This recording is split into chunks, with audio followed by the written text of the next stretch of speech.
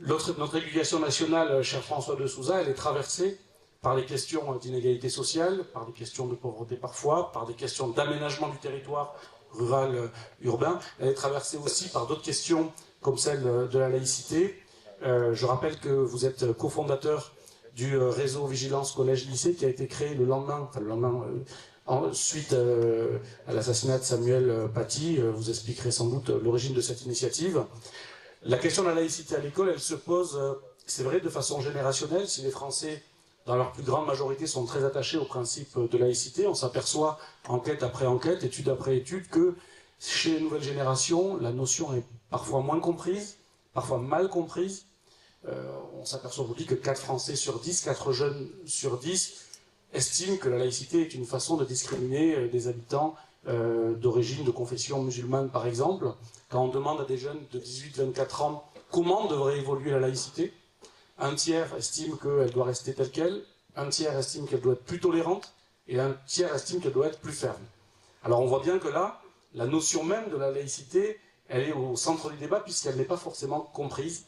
La première question que je voulais vous poser, c'est vous, parce que vous êtes enseignant, parce que vous êtes confronté au quotidien à des collégiens, comment pour vous cette notion est perçue? Est-ce qu'elle est comprise? Et ensuite, vous nous direz comment on peut la faire comprendre, parce que c'est pour vous un projet de société bien plus vaste que celui de l'école. Oui, merci beaucoup.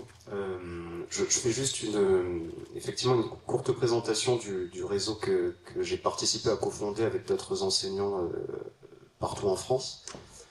À la suite de l'assassinat de notre collègue Samuel Paty, une initiative a pu être portée par quelques enseignants particulièrement franciliens, à laquelle je me suis jointe immédiatement, partant du constat que les enseignants, et plusieurs études ensuite ont corroboré cette idée-là, cette impression-là, les enseignants étaient soumis à des pressions identitaires, des pressions religieuses, des pressions politiques, et que les enseignants étaient, et ça a été dit sur d'autres sujets finalement, mais les enseignants étaient souvent seuls pour affronter, pour faire face à ces questions-là.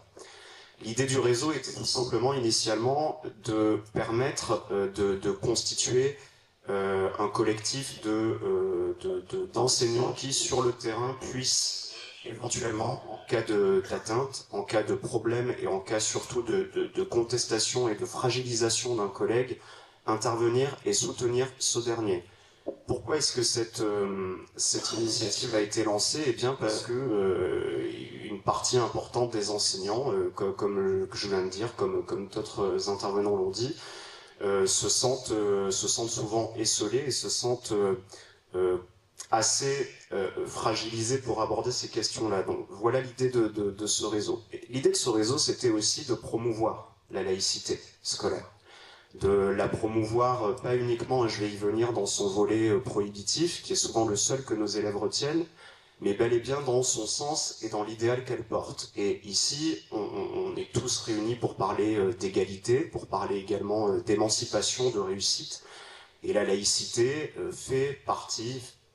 constitue le ciment et le cadre également pour permettre à cette réussite, à cette émancipation de réussir.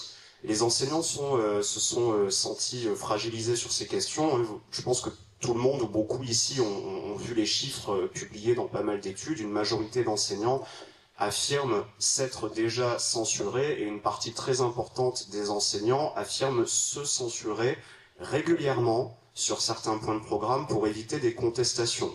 Alors pour éviter les contestations en tant que telles, bien entendu, parce que c'est rarement agréable, mais également parce que, il faut le dire, il y a quelque chose qui s'est ancré dans les mentalités enseignantes, c'est une forme de présomption de culpabilité. Je m'explique, c'est que si un problème avait lieu dans votre salle de classe, c'était forcément parce que vous ne saviez pas gérer le problème. Et que la hiérarchie, il est vrai, pouvait ne pas appuyer suffisamment ses enseignants.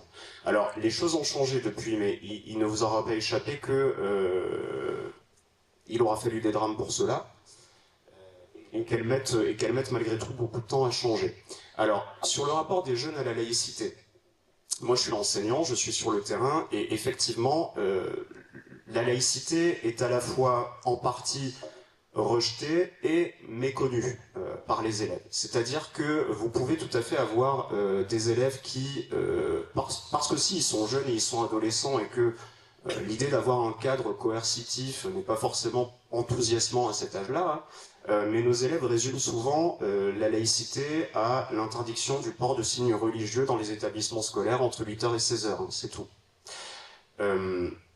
Ça pose question parce que effectivement, pendant longtemps, sans doute, on a cru que la transmission de ce qu'était la laïcité était donnée, était évidente.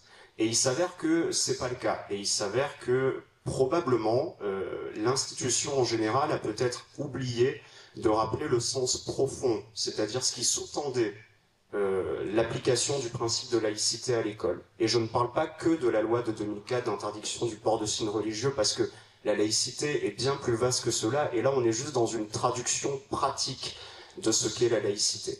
Et probablement par un manque de formation initiale aussi, sur plusieurs générations d'enseignants. Un syndicat enseignant avait sorti une étude en 2021 concluant que, à laquelle quand même 5000 professeurs avaient répondu, concluant que 72% d'entre eux n'avaient jamais eu de formation initiale sur la laïcité. Comment voulez-vous expliquer un principe si vous le maîtrisez mal vous-même, face à des élèves qui eux-mêmes, par ailleurs, il est vrai, peuvent être, de par leur âge contestataire, mais également baignent, il faut le dire, dans un univers qui est celui d'un identitarisme poussé. Il faut le dire, nos élèves sont confrontés à ça. L'école est le réceptacle de tensions sociales et les tensions identitaires sont très nombreuses, je ne vais pas vous l'apprendre. Donc, il y a eu un problème sans doute de transmission et d'explication de ce que c'est que ce principe, en le limitant malheureusement à son aspect coercitif qui existe, qui a sa raison d'être, mais précisément expliquer quelle est sa raison d'être, ça c'était autre chose. Et malheureusement, je crois que ça n'a suffisamment pas été fait. Alors aujourd'hui, ça l'est plus. Mais on part de loin, et encore une fois, il a sans doute fallu arriver à des extrémités, aux extrémités que l'on a connues. Sur l'incompréhension et le rejet de la laïcité par nos élèves. Je vais rebondir sur ce qu'ont dit mes co-intervenants. Évidemment que la question de la mixité sociale recoupe en partie ce sujet-là. Évidemment, on ne peut pas isoler la laïcité d'un côté et les questions socio-économiques de l'autre. Tout est imbriqué.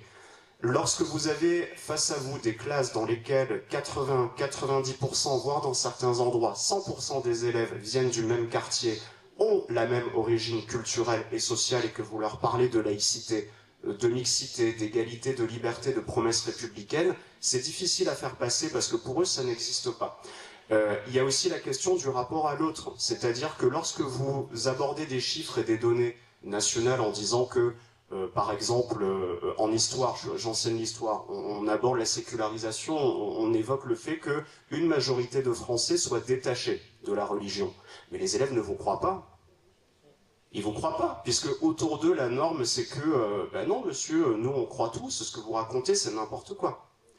Donc, la question de la mixité sociale, elle est essentielle parce qu'elle implique et elle sous-tend celle du rapport à l'autre, tout simplement. Sans laquelle, on ne peut pas faire société, on ne peut pas faire république, et on ne peut pas faire nation, comme l'ont dit les autres intervenants. Et voilà pourquoi ce sujet-là de la laïcité demeure pour moi, comme pour quand même beaucoup d'enseignants, essentiel, fondamental. Et il faut rappeler le sens profond de l'histoire de la laïcité. Pourquoi est-ce qu'en France on a fait ce choix de créer une école laïque, publique, avant d'ailleurs même la République elle-même? Je le rappelle, hein, c'est les années 1880, c'est le programme des premiers, des pères fondateurs de la Troisième République. Eh bien parce qu'il s'agissait de former, de donner la possibilité du choix et d'émanciper socialement les élèves en leur donnant un cadre dans lequel ils soient ensemble, ils créent du commun et ils ne soient pas soumis sans arrêt à leur appartenance sociale, économique, culturelle ou identitaire. C'est ça le projet laïque initial de l'école. Et il faut qu'on le rabâche, qu'on s'en rappelle, et que cette conscience doit être évidemment portée à l'école, mais elle doit être portée aussi par, j'allais dire, les citoyens dans leur totalité. Ça a été dit, mais bien sûr que l'école ne peut pas tout. Bien sûr que les enjeux identitaires ne pourront pas être réglés à l'école. L'école a son rôle à jouer là-dedans. Mais par contre, pour qu'elle ait son rôle à jouer là-dedans, il faut qu'on lui donne les moyens de jouer ce rôle. Inévitablement. Les moyens en termes de formation de personnel, les moyens en termes de personnel qualifié, les moyens également avec des dispositifs qui peuvent permettre de le faire et avec des professeurs qui soient assurés de leur rôle et du soutien aussi que la société et la hiérarchie pourront leur apporter en cas de problème. Et ça me paraît effectivement essentiel pour la chose. L'école, c'est un cadre et c'est un lieu dans lequel on propose un choix aux élèves. En tout cas, c'est ça la philosophie qui sous-tend l'école publique. Et ce choix-là ne peut être fait que si on donne les moyens de proposer bel et bien l'ensemble on va dire, de ce qui sous-tend ce choix. Sans ça, malheureusement, on risque de ne pas s'en sortir dans l'immédiat. Et il y a un mot qui a été prononcé par ma camarade, qui est celui de démocratie.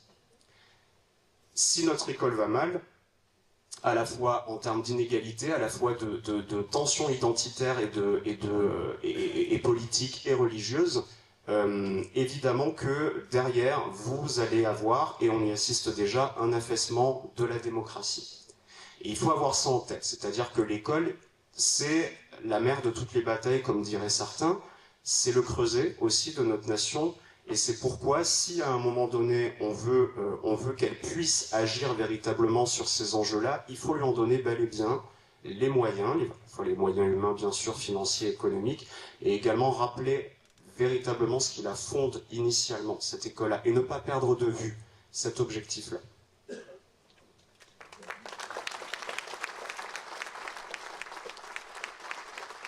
Merci beaucoup, François de